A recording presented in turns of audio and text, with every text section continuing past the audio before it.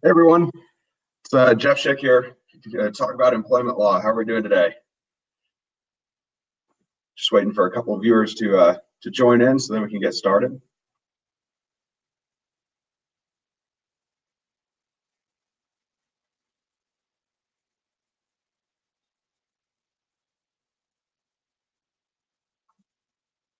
All right, we got our first viewer. All right, well, we'll go ahead and get started and talk about employment law. So a couple of things I want to talk about today that I think is interesting. I want to talk about the required basics. So when you hire your first employee, what do you need to know? So what's required in most states, what laws to watch out for, weird little gotchas that you might not even know exist when it comes to hiring people. Then the next aspect that I think would be cool to talk about is HR best practices. For those that don't know, my background, I actually went to Cornell and I've got an undergraduate degree in human resources. It's called industrial and labor relations. So I've taken a lot of courses on this. I've managed a couple different small businesses. One of them had 35 employees. And so I've gotten to experience firsthand what it's like to really be an employer and understand these laws from both the legal side of things as an attorney and also just from the real world doing it. So I try to say, best practices as what I would do in our own business, what we do at the law firm and everything else. So that way, you guys, we're not going to tell you you need to go out and get a Cadillac if something more sufficient at a better price is available, obviously. But there are certain things that we really should have, like, doing an oil change, versus putting in gas, which is absolutely required. So, we'll talk about that. One other big area that I see a lot of sellers having issues with is employees versus independent contractors. And so I wanted to get into a brief discussion about what is truly an independent contractor, because it is such a huge risky area that companies don't know about until it's too late. And we'll get into the reasons why you should think about it and make sure you know what you're doing there. And then overtime and minimum wage, that's another area that a lot of people just don't know what the real laws are on overtime and minimum wage. Lastly, I do want to talk about laws that cover, discrimination and harassment and everything else that everyone always hears about, the big ticket cases and that you see on billboards.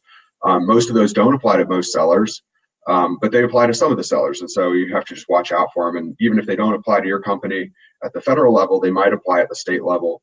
And they, it also from a best practice perspective, it's always nice to, for your employees to not be discriminated against them per se. So we'll talk about that. And I guess we'll get started. So things that are required when you hire your first employee. Unemployment insurance, virtually required in almost every state. So before you hire that first employee, make sure you reach out to your state's Department of Labor. California, for instance, it's called the California Department of Fair Employment and Housing. So check with them. Different states, call it different things. Like, for instance, in Florida, it's the Florida Department of Revenue. And so those, you don't know which department administers it, but it's something extremely important. So it's called unemployment insurance. You have to have an unemployment insurance number to hire your first employee. So make sure you look into it. There's no premiums that you have to pay per se. It's not like when you call an insurance broker and take out a premium. It's actually basically a tax. And so you have to sign up for a tax account. And then when you set up with a payroll company, they'll ask for your unemployment insurance number so that they can do those filings for you. Another big thing that's in most states are required posters. So if you ever go into the break room of certain states, you'll see a lot of, like this giant wall covered in posters that say, this is the law, know your rights. It might have a workers' comp poster. It'll have a USERRA, which is the United States Service Members Relief Act. There's a couple R's in there as well, and I can't remember. Reemployment Relief Act. There's also some other posters that are required, such as minimum wage as well, and FLISA posters, so Fair Labor Standards Act. You can get dinged on that in any sort of government audit of your business. So you really want to make sure you comply with having those posters, because they're not very expensive. You can even get them at Costco, and I think they're about $10 or $20. So something to have. And then workers' comp insurance. Some states don't require you to have workers' comp until you get to a certain number of employees. But even if your state doesn't require it by employee count or by dollars spent on salary or wages, it's really important that you think about having it, because a single workers' comp claim that we had at one of my businesses was $50,000 is what we settled with the employee for. and it was and the legal fees that the workers' comp company paid out was close to $30,000 in legal fees. So, so it was quite expensive, especially when you consider that this employee at the time was part-time, making about $15,000 a year. So they got way more money than they ever made with us, just from a single, slip and fall accident at work. So you probably don't want to be self-insuring those kind of risks, even though some states allow you to. Like, for instance, Florida, you can self-insure until you get to a certain number of employees. It's just not a good practice to do it if you're actually hiring employees. So those are kind of the major requirements to get started. But let's talk about best practices, because just because it's not required doesn't mean that you shouldn't be thinking about it. So, for instance, one thing that employment really should bring up a question of is your LLC sufficient?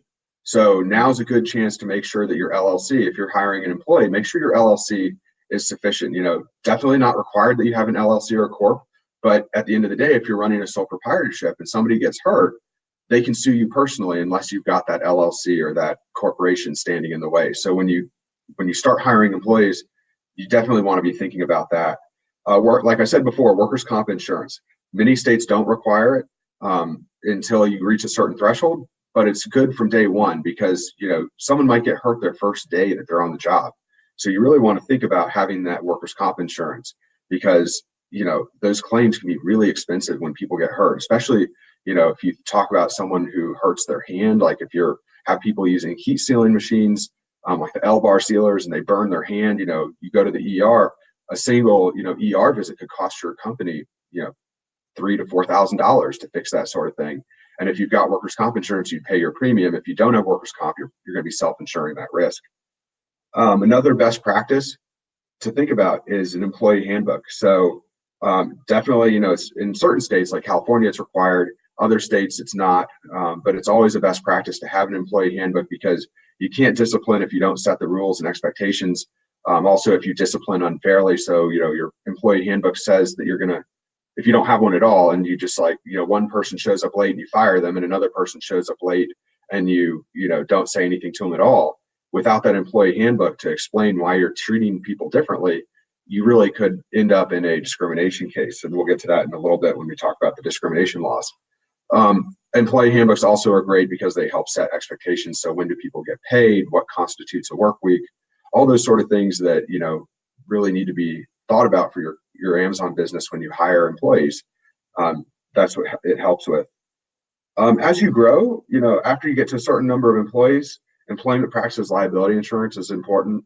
EPLI insurance is a type of insurance coverage that covers if one of your employees sues you for a non-injury related reason. So, for instance, if you have an employee that's a contracted executive, for instance, maybe they help run the company, and so they're an executive and they have an employment contract, and you are supposed to give them 30 days notice before termination, and you don't give them that notice. EPLI can come in there and defend you if they say that they are wrongfully discharged. EPLI is also important if you want to have, to protect against discrimination claims. So if you have someone says that you discriminated against them and they file a charge with the Equal Employment Opportunity Commission or your state's equivalent, EPLI comes in to help defend you. So again, that's based on the number of employees, not the actual number of dollars you're paying out.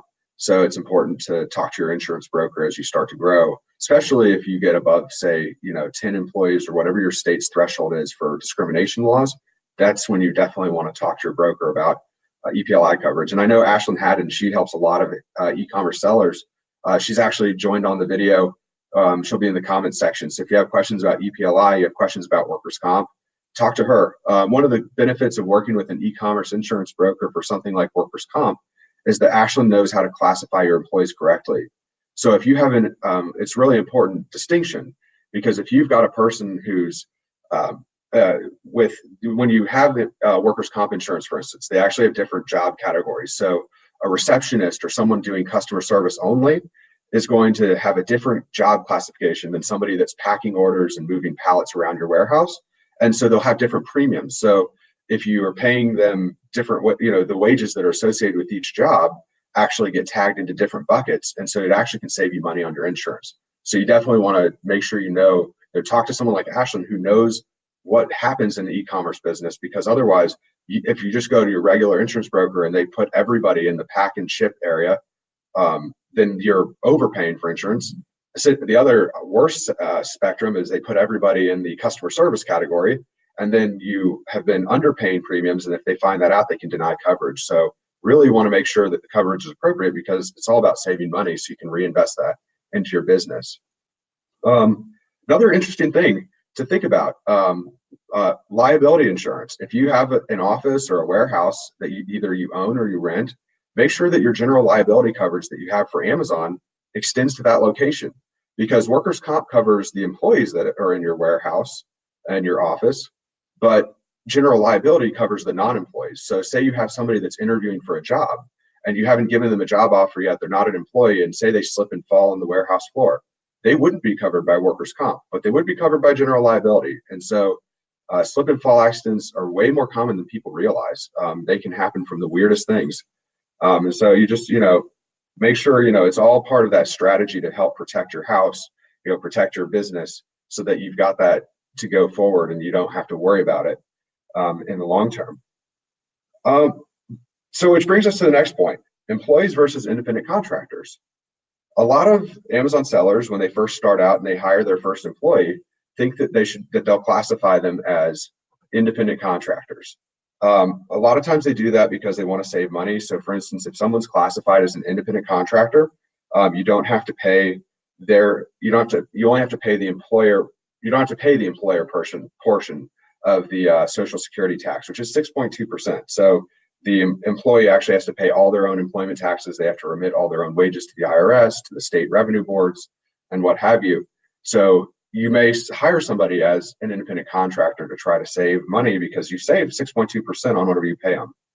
However, the problem is that if they're not really an independent contractor, you're going to spend way more than 6.2% if you get audited by the government. And that can come from two ways. Either you get audited by the Department of Labor for your state, you could get audited by your state's finance bureau, so like the New York Department of Taxation and Finance. You could get audited by the IRS itself. You could also get audited by the State Department of Labor if they're doing a Department of Labor audit. Even OSHA might pick up on it and notice it. So those are all different sources where this could get caught. And lastly, the employee could complain themselves. So if the employee makes a complaint about them being misclassified as an independent contractor when they really are an employee, that could create liability as well. So one thing that's important to think about, why does this matter? There's independent contractors are very protected under the law in the sense of who really is one. So it comes down to the Rutherford's food test is what the lawyers use. And the Rutherford's food test is basically this checklist that you run through. So for instance, it asks who owns the tools that the employee is using. It asks where's the work being performed? How much discretion does the employee have in carrying out the work? Do you schedule them? Like, do they create their own schedule? Do they work for many other companies?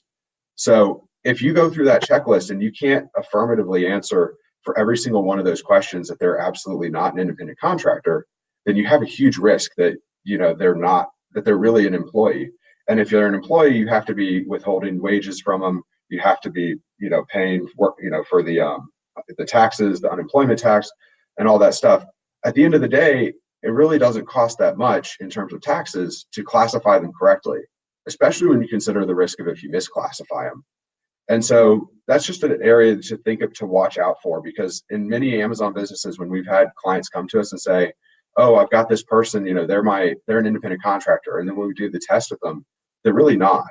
And then we have to fix it. So it can be simple or expensive to fix. And it's really easier from the get-go just to do it right, because your employees will thank you for it as well. Because if they're really an employee, they don't want to be paying all that extra 6.2% tax either. So they don't want to pay it. It really is a cost that you should be incurring as the employer. So, don't try to pass it off on them just to save a quick buck.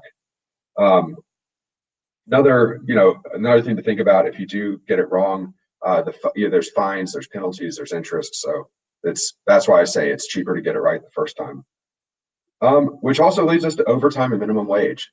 Minimum wage across the country is $7.25 an hour. That's everywhere in the United States. However, certain cities and states also have higher minimum wages. So, for instance, Los Angeles, I think, is now up to $15 an hour as their minimum wage. So if you're in one of those states or cities that has the higher minimum wage, make sure that you're complying with the law, so that way you can, that you're not going to get hit with a minimum wage violation. Just like employment versus independent contractor, minimum wage is enforced at both the federal level through the Department of Labor with the Fair Labor Standards Act, and also at the state level with your state labor boards. May also be enforced at the city level for certain cities that have their own minimum wage as well.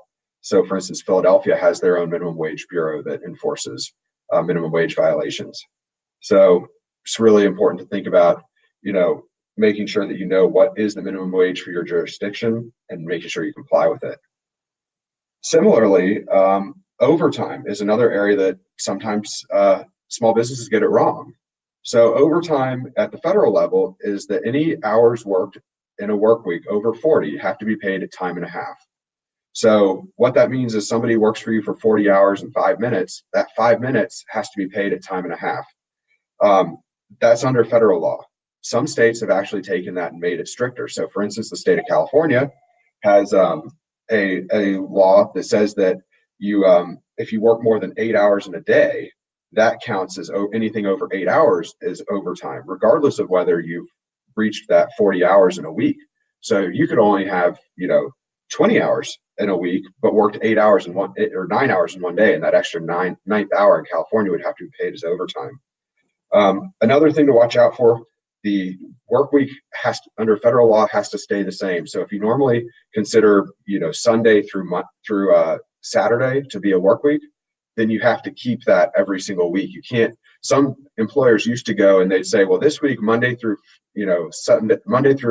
Sunday is going to be our work week, because they looked at it and saw that with that level of work week, they would only have, a couple hours of overtime. And then next week, we're going to do Tuesday through Monday. That's not allowed. Under federal law, if you're changing the work week for the purpose of avoiding overtime, then it's considered a violation. You actually could get hit. Not only do you have to pay the attorney's fees and the state, the fines and penalties, they actually make you pay the employee 3 times what they should have been paid in terms of overtime pay. So instead of time and a half, you're talking about 3 times 1.5, which is per, as their damages per hour. So if they're making, $10 an hour, you're looking at your penalty is going to be about $45 an hour, quite substantial. So you don't want to get that one wrong. Best practice is to use an automated time clock, especially one from like a payroll company. So that way it just keeps track of it every week. You don't have to worry about, when is the work week? You set it once and forget it. It'll calculate the overtime automatically when people clock in and out, and you just rely on that.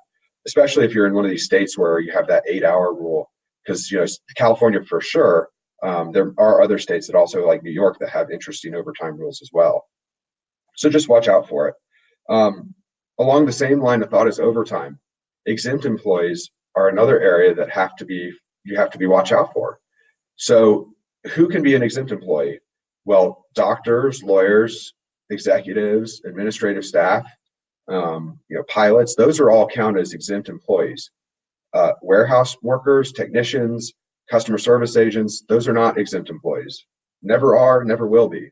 So you can't just slap the little exempt checkbox on their payroll card and think that makes them exempt. They actually have to have administrative and managerial duties to qualify as exempt, and they have to perform those duties regularly. And any time that they spend doing non-exempt work actually would have to be paid at overtime, and they have what's called salaried overtime. So it's not just checking the box that they're exempt and giving them a salary makes somebody exempt from overtime. There's actually a whole line of checklists that we run through with clients to make sure someone's really exempt, because again, just like mispaying the overtime, mispaying someone's exempt wages is treble damages plus fines, penalties, attorney's fees, and interest. It's a huge risk that you don't want to take on to save a couple bucks. And that's pretty much, that starts with like the basics of what sellers need to know. But there's also some interesting employment laws to watch out for. So obviously every state has their own laws, and some states may be more restrictive than others. But at the federal level, the federal laws apply across all 50 states, obviously. So those are the ones we'll focus on for the presentation. If your state has more restrictive state versions, like for instance, California has a stricter discrimination law and harassment law than the federal law, make sure you know what your state's laws are, and use the federal as a baseline, and make sure you follow up to see what your state really requires. So the big one that everyone always hears about is called Title VII. I'll repeat that again. It's Title VII, VII, in Roman numerals is how you'll find it. So Title VII is the big one that protects people against discrimination. So it covers race, color, sex, national origin, or religion as reasons for discrimination or harassment. So under federal law, that only applies to people with more than 15 employees. So if you're under 15 employees, you don't have to worry so much about the federal side, but you do have to think about if your state has a state version. So for instance, like I said, California, it's over 5. So watch out for that, because if you're in California in particular, you really got to watch out for a lot. What does that cover in terms of prohibited acts? Title VII prohibits discrimination, which basically the legal definition of discrimination means adverse employment actions. So for instance, you fire somebody because of a protected characteristic, you fail to promote somebody, you hire somebody else because of some discriminatory reason. Those are all considered adverse employment actions. And then harassment is also a type of discrimination. So it's not just limited to sexual harassment. A lot of times people think harassment is sexual harassment. You can actually have racial harassment, you can have national origin harassment, things making jokes about where someone's family comes from, for instance, that are kind of off-color jokes about, maybe how they immigrated into the United States. That could be considered harassment based on national origin. And it doesn't have to be spoken. You can have written discrimination as well. So forwarding around emails that are derogatory about a certain, ethnic group or race or, gender, that all can come into play as well. Posting posters that are, that could be considered, harassment as well. So you have to think about, just watch what you're doing. That's really important, at the end of the day. So a lot of people wonder, so, you run through, so what is, race? Obviously, that's pretty easy to understand. Sex is one that actually gets pretty interesting, because what is sex-based discrimination? And under the federal law, sex can mean a lot of things. So generally speaking, the legalese says that sex involves the condition of being male or female. However, that brings up the interesting question: what about transgender employees, or what about employees that don't assign to particular gender roles in the way they act? So, for instance, someone being not man enough or not woman enough, is that discrimination? The courts say yes. So that's discrimination based on sex. Another interesting thing, is sexual orientation, not covered at the federal level, but some courts are starting to say that, well, sex covers sexual orientation. So the courts are pretty split on that. We'll see in the future where that goes, but it's something to watch out for. However, if you're in, pretty much any of the northeastern states, anywhere from Maryland all the way upward, and anywhere from, probably even Virginia and Washington, D.C., actually all the way north. And then if you're anywhere on the West Coast, sexual orientation is a no-go item from right away. Like, that's always covered in those states. So watch out for that as well. Also some cities, for instance, like Georgia is very, does not have any sort of, sexual orientation protections at the state level, but some cities in Georgia have laws that actually prohibit it. So like the city of Atlanta. So watch out, because like city of Atlanta's law, for instance, covers people not only that work in the city of Atlanta, but who live in the city of Atlanta and work outside the city of Atlanta. And they can bring claims under that city of Atlanta sexual orientation. So, those are the ones to watch out for, the sex when you talk about sex. What is harassment? That was another, I brought it up earlier. The legal definition is it's conduct that is unwelcome, it's not solicited or invited, it's based on a protected characteristic, so race, sex, religion, national origin, color.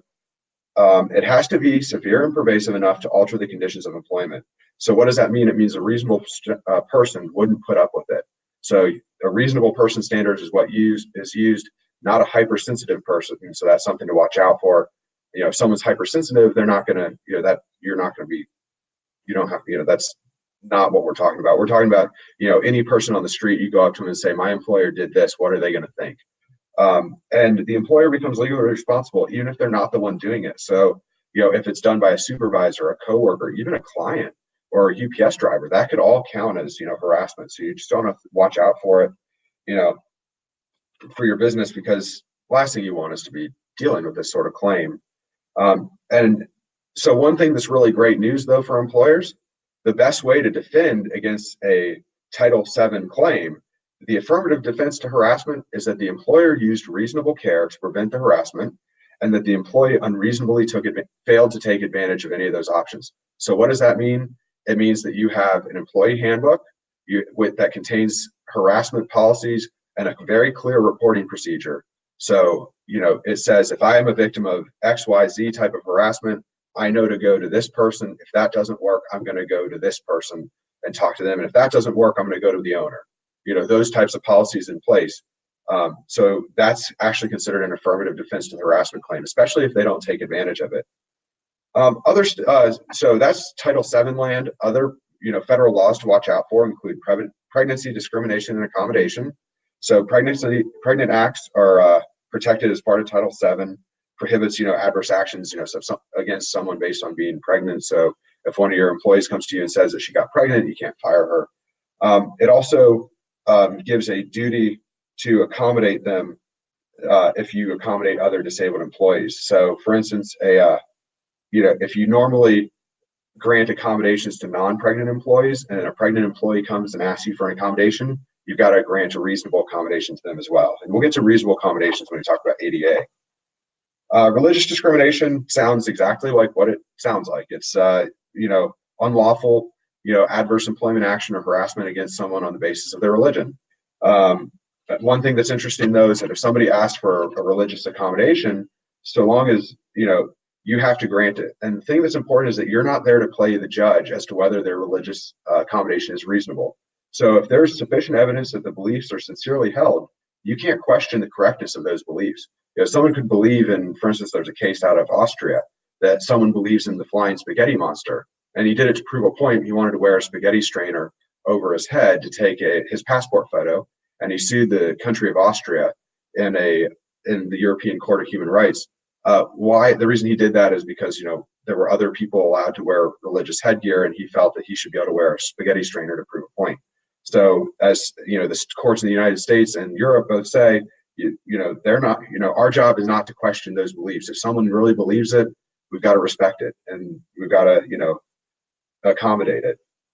The only way that you can get out of it is if there's an undue hardship.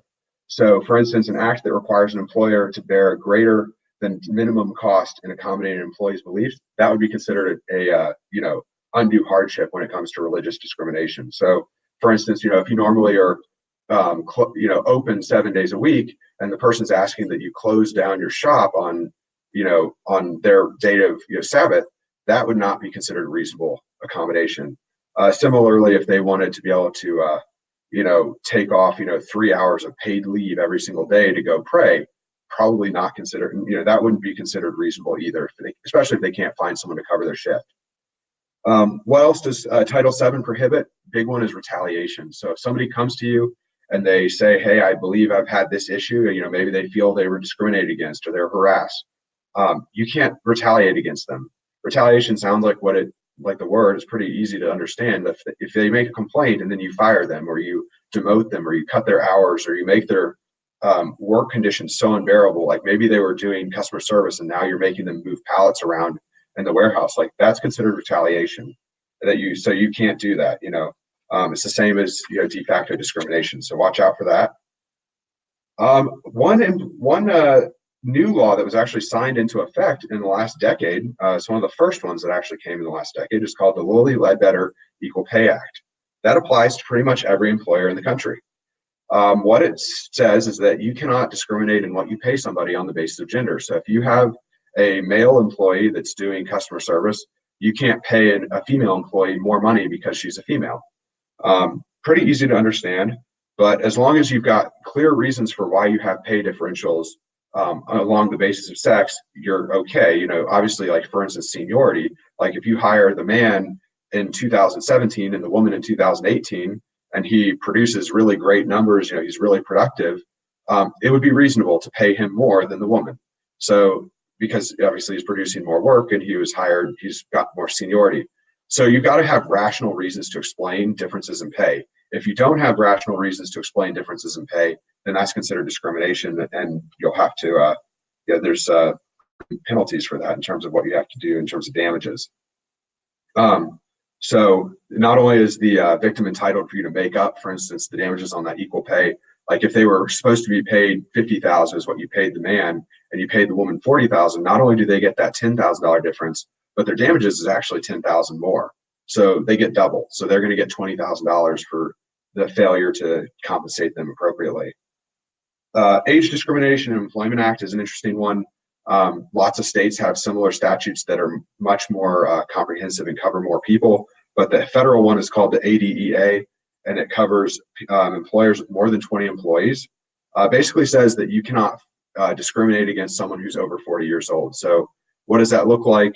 A prima facie case would be that you have someone who's 40 years old, they're let go, you rehire someone who's 25 years old for the exact same position. That's prima facie evidence that you discriminated on the basis of age, and they would be entitled not only to their job being reinstated, but attorney's fees, back pay, and other financial damages as well. The last one that's really important to think about, and a lot of people don't, is the American with Disabilities Act, so ADA. That prohibits discrimination on the basis of someone's disability if you have more than 15 employees. Now, keep in mind, if you've got a warehouse, which, if you've got employees, you got a warehouse or some other public place that they're going to work, the ADA has a non-employment component that actually covers things like that cover the your non-employees. So things like wheelchair ramps or other required, like handlebars in the restrooms and stuff. Those are all part of the ADA's non-employment laws. So it's one massive law that covers basically virtually all businesses nationwide. But the employment portions only cover employers with more than 15 employees. What it says is that if you've got a disability, that you've got to accommodate it. So what is a disability? It's something that severely restricts, substantially limits a major life function. That major life function can be mental, it can be physical, it could be, blindness. I mean, there's any number, even diabetes, alcoholism recently has been viewed to be considered a disability. So there's a lot of things that can fall into that ADA realm that you got to watch out for. Just like the religious example or the religious discrimination law, the ADA requires reasonable accommodation. So here's the explanation of what the ADA considers. An employer must accommodate an employee with a known disability unless the employer can demonstrate the accommodation would impose an undue hardship on the business. So what is an undue hardship? It has to be a pretty substantial burden for the business to take on. So for instance, if you have, chairs that are bolted to the ground in front of your workstations that prohibit someone in a wheelchair from rolling up to the computer, it would not be considered a substantial burden or an undue hardship for the employee to ask that the employer remove that pedestal, because all you have to do is get out some tools and take it away. So if you fail to take out that pedestal, that's considered, failure to accommodate. That's discrimination, and now you're on the hook. On the other side of the spectrum, things have to be, undue hardships. You don't have to accommodate. So what would be an undue hardship? An employee coming in to work for you and demanding that you install an elevator. Yeah, no, that would not be reasonable unless you're, in a 40-story office building, and then let's talk, because that probably, then you got to think about it. But if you're just in a small business, maybe it's a split level, maybe it's your house, installing an elevator would not be considered a reasonable accommodation. So, it really comes down to cost benefit analysis when they do that. Like I mentioned before at the very beginning, as to like who's an employee and what's overtime, the Fair Labor Standards Act is the federal law that covers that. Who's an employee and sets minimum wage and overtime rules. So there are certain categories that are exempt from overtime under the federal law, FLISA. There's salary based, which is considered the white collar exemption. So that's executive, administrative, professional, like mentioned earlier. There's the non-salary based, which is considered outside salesmen, commission sales, anyone who's running a motor vehicle for you, like a big freight truck. They would be considered exempt from FLISA, and then other miscellaneous categories, flight attendants, pilots, you name it. It's kind of, those are the really random ones. But as you noticed, your typical run of the mill jobs that most people that y'all are going to have working for you are doing, like for instance, going and sourcing in Walmart if you're a retail arbitrage, or doing any sort of customer service or pack and prep, warehouse operations, those are not exempt. And so there's no way to really get around that exemption. And the burden's on you for misclassifying it. The burden's not on the employee to prove that they should have been paid that they should have been classified as an employee. The burden's on the employer to prove why they weren't. So keep that in mind. Before you just watch some YouTube video from someone that tells you like, oh yeah, we've got this great employment independent contractor agreement that people sign when they go do sourcing for us on retail arbitrage. That's a really big one, actually. Brooklyn Savings Bank is the case from the 1930s that says that employees cannot contract out of overtime. They also can't contract out of minimum wage. So FLISA cannot be contracted around. Brooklyn Savings Bank, what they try to do is they try to have their tellers sign a waiver that said that they understood they were independent contractors and that they were exempt from overtime and minimum wage. And Supreme Court of the United States came in and said, no, that's not valid. No contract like that will ever be considered valid under a federal or state law. So if you have found some great template that somebody gave you in a course that tells you that you can have a retail arbitrage person that's out there, sourcing for you, a buyer base, so to speak, that is an independent contractor, you better make sure you do that independent contractor analysis very, very, very closely, because it's a really risky area. In most cases, you're just better off just paying them by the hour as a real employee and withholding, taxes and everything else that's required of an employment relationship. One of the other things that's interesting to know about FLISA, the statute of limitation is 2 years for, honest mistakes, they call it. And the statute of limitations for willful violations is 3 years. And so whether they would consider that, watching a course to be an honest mistake or a willful mistake really is uncertain. It's not been tested yet, whether, which category in terms of statute of limitations it'll fall into. But here's one I can almost with 99.9% certainty tell you that a court would never find a buyer to be an independent contractor. So watch out for that one. Another interesting thing to think about along the same line of talking, is the when you talk about minimum wages and overtime, is who can,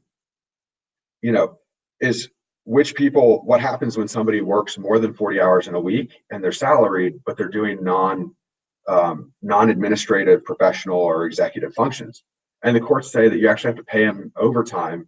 And the way you do that is that you divide out their normal rate of pay for a week by 40 hours, and then you would do time and a half times that hourly rate. So it's kind of an interesting calculation, but just something to watch out for. And if you pay people by the hour anyways, instead of doing exempt employees with trying to get them out of overtime anyways, you save yourself a big headache. So just something.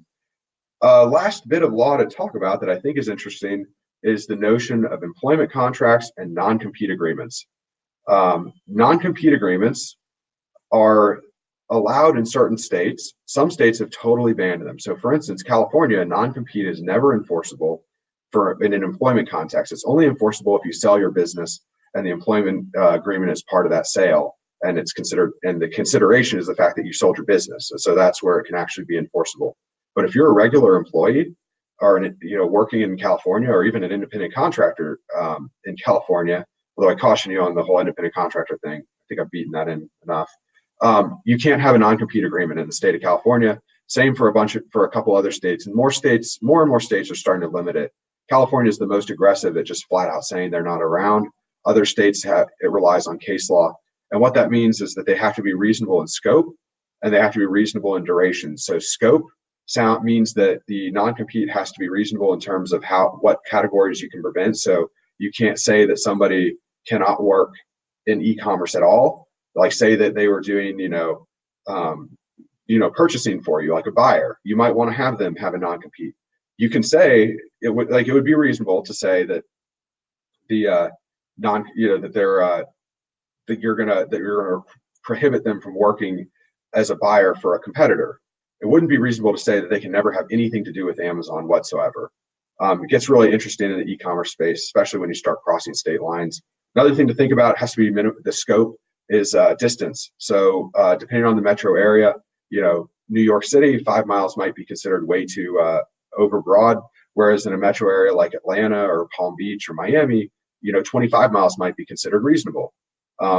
Whereas, of course, 25 miles in New York would never be reasonable. So really depends on your metro area and the courts on how broad from a geographic scope you can have it. Lastly, duration. Most courts around the country pretty much universally limit non-competes to 3 years unless there's a sale of a business going on. So if it's under 3 years, you may be okay. If it's over 3 years, it's probably too unreasonable and won't be enforced. So things to watch out for. And again, Jimmy John's had a huge amount of flack because they started requiring their drivers to sign non-compete agreements. Non-compete agreements have to be reasonable for the person you're asking to sign it.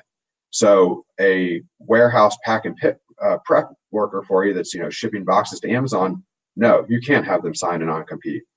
Somebody that's buying for you, doing intimate stuff within Seller Central, probably more reasonable, but it's again, you really want to watch out for it because it can end up in litigation, and you just don't want to.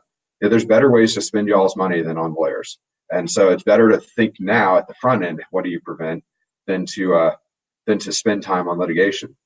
So that's what I've got as far as a rundown on the laws and things to watch out for. I'll open the floor now for any questions that anybody has. So.